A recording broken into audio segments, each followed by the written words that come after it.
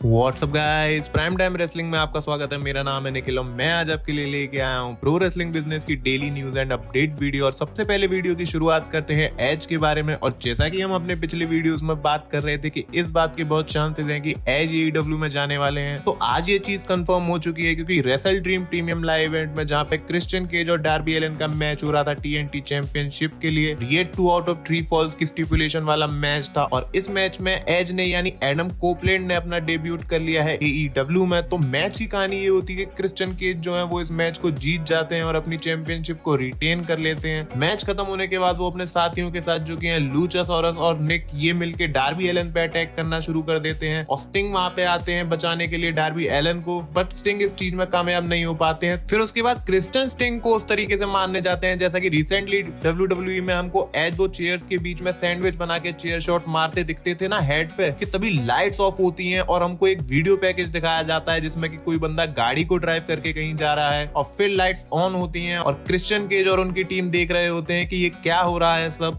कि तभी theme song play होता है एज का, वही थीम सॉन्ग जो कि वो अपना WWE में यूज किया करते थे। मेटालैंगियस और रेटेड आर सुपरस्टार आ चुके हैं AEW में और WWE से अब वो ट्रांजिशन होके आए हैं AEW में। बट सबसे बड़ा सवाल ये था कि एज अब आ तो गए हैं AEW में, सब ये सोच रहे थे क्या ये क्रिश्चियन केज के साथ होंगे या फिर वो उनके अगेंस्ट जाएंगे, सब ये चीज देख रहे होते हैं और अरीना के अंदर होली शिट के चैंट्स लगने लग जाते हैं। उसके बाद एज उस चेयर को मांगते हैं क्रिश्चियन केज से, जिसपे कि क्रिश्चियन सोचते हैं चलो ये तो हमारी टीम में ही है, ये तो अब मारेगा स्टिंग को, और एज स्टिंग को मारने जाते हैं। लेकिन तभी वो चेयर को ट्विस्ट करके निक वेन पे अटैक करते हैं। देन उन्होंने उस चेयर को फेंक के लूचासोरस पे मारा, लूचासोरस को भी उन्होंने स्पीयर लगाया और उसके बाद उन्होंने निक वेन पे भी स्पीयर लगाया। लेकिन क्रिश्चियन केज वहां पे मौके का फायदा उठा के रिंग से बाहर निकल जाते हैं और एज ऑफिशियली आ चुके हैं इस समय AEW कंपनी के अंदर। और ये चीज आज फाइनली हो चुकी है। इसके बाद प्रेस कॉन्फ्रेंस में भी काफी सारी चीजें हमको पता चली और एज के बारे में हमको ये पता चला कि वो एक फुल टाइम रेसलर की तरह परफॉर्म करेंगे AEW के अंदर, यानी कि हमको एज जो है वो AEW पर हर हफ्ते देखने को मिलेंगे। और अब हमको उन्हें एज नहीं बोलना चाहिए, उन्हें एडम कोपलैंड बोलना चाहिए क्योंकि वो अब इसी नाम से AEW के अंदर आए हैं, बिकॉज एज नाम का ट्रेडमार्क WWE के पास है। एज ने इस प्रेस कॉन्फ्रेंस के अंदर कई सारी बातों को भी रिवील किया, कैसे वो काफी ज्यादा खुश हैं इस चीज से और वो एकदम बच्चे की तरह फील कर रहे हैं। और इवन 10 अक्टूबर को होने वाले डायनामाइट के शो पे मैच भी ऑफिशियल हो गया है उनका अगेंस्ट लूचासोरस, तो ऐसे उनका डेब्यूट मैच भी कंफर्म हो गया है। और जैसा कि हाल ही में हमको एज के WWE रन में भी देखने को मिला था कि वो एकदम तड़पते थे मैचेस करने के लिए, ज्यादा से ज्यादा वो शोज पे आ सकें, तो ये चीज भी हो रही है उनके साथ AEW के अंदर। इसके साथ साथ ये भी हमको पता चला कि रेटेड आर सुपरस्टार जो टर्म है ना,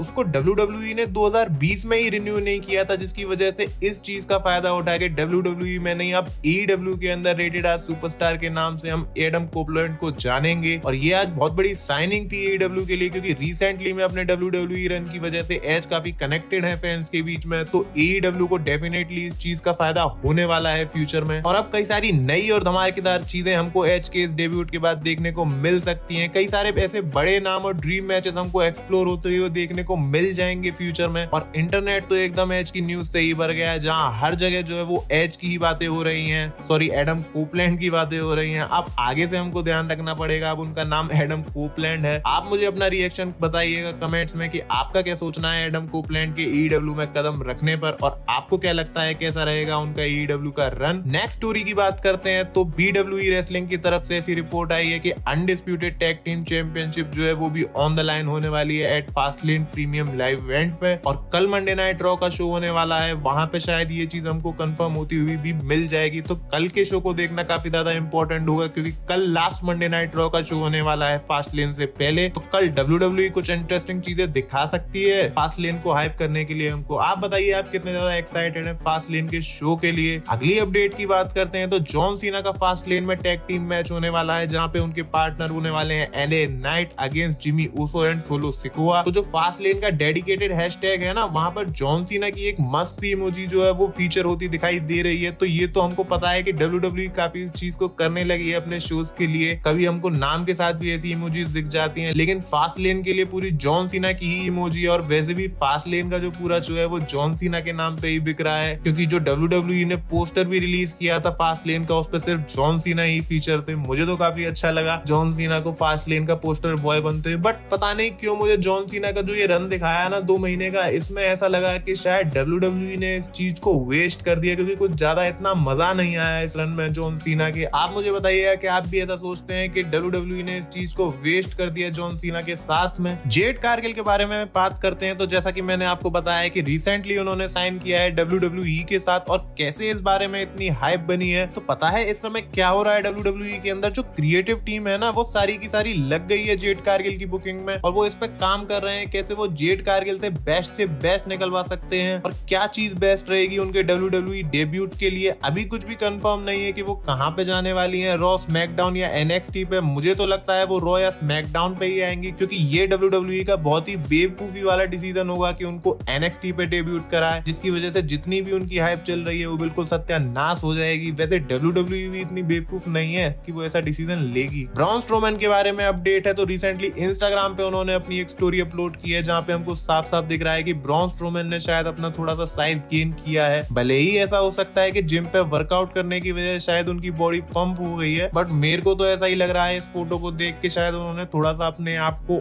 और भारी बना लिया है। वैसे ब्रॉन स्ट्रोमैन इंजरी की वजह से WWE से बाहर हैं, बट एक बार जब वो फुल्ली रिकवर हो जाएंगे तो वापस से वो WWE में हमें देखने को मिल जाएंगे। और ऐसी भी बातें हो रही हैं कि WWE के प्लान्स हैं कि फ्यूचर में वो एक फ्यूड बुक करे ब्रॉनसन रीड और ब्रॉन स्ट्रोमैन के बीच में, जो कि एक मॉन्स्टर वर्सेस मॉन्स्टर वाली वाइब दे सकता है। तो जब तक के लिए वेट करते हैं ब्रॉन स्ट्रोमैन के रिटर्न का, क्योंकि WWE के प्लान्स तो हैं उनके लिए। आगे बढ़ते हैं आज की फाइनल स्टोरी की तरफ, जो कि है CM पंक से रिलेटेड। तो अब ये शायद कंफर्म हो चुका है कि CM पंक आने वाले हैं WWE में, क्योंकि रिसेंटली में हमको जेड कारगिल WWE के साथ साइन करती हुई दिखी। दूसरा सरप्राइज आया एज यानी एडम कोपलैंड के EW डेब्यूट से। तो ऐसी रिपोर्ट्स आ रही हैं कि इसके जवाब में WWE की तरफ से एक बहुत धमाकेदार सरप्राइज मिल सकता है, जब वो CM पंक को साइन करके उनका WWE के अंदर रिटर्न कराएगी बहुत जल्दी। डर्ट शीट्स का ऐसा कहना है कि WWE ने एज को अपनी कंपनी में शायद इसी वजह से आसानी से जाने दिया, क्योंकि उनके प्लान थे उससे भी बड़े सरप्राइज के, जो कि होगा CM पंक का रिटर्न। और अब एज के EW डेब्यूट के बाद सब ये बात मान रहे हैं कि सर्वाइवर सीरीज जो कि होने वाली है शिकागो से, वहां पे कंफर्म सा ही है कि CM पंक अपना रिटर्न कर लेंगे, और WWE सबको अपने इस मूव से चौंका देगी। और रिसेंटली में मैंने आपको अपने कई सारे वीडियोस में भी यही बात बताई है कि कैसे WWE और CM पंक दोनों कई बार टीज कर चुके हैं इस चीज को। तो क्या CM पंक सही में आने वाले हैं WWE के अंदर? वैसे मेरे को तो यही लगता है कि WWE कुछ तो पका रही है CM पंक से रिलेटेड, और 25 नवंबर वो डेट होगी जहां हमको इस बात की कंफर्मेशन होती हुई भी मिल जाएगी। तो देखते हैं कि हमको ये most awaited return of CM पंक देखने को मिलेगा WWE में। आप मुझे बताइएगा आपको कितने चांस लगते हैं CM पंक के WWE में आने के। तो दोस्तों हमारा आज का जो वीडियो है यहीं पे खत्म हो जाता है। अगर आपको हमारा ये वीडियो अच्छा लगा हो तो इस पर लाइक जरूर कीजिएगा, और अगर आप इस चैनल पर नए हैं तो इसको सब्सक्राइब और नोटिफिकेशन बेल को भी ऑन कर लीजिए, ताकि ऐसा रेसलिंग कंटेंट आपको डेली देखने को मिलता रहे। तो मिलते हैं अपने नेक्स्ट वीडियो में दोस्तों। Till then tune into prime time wrestling.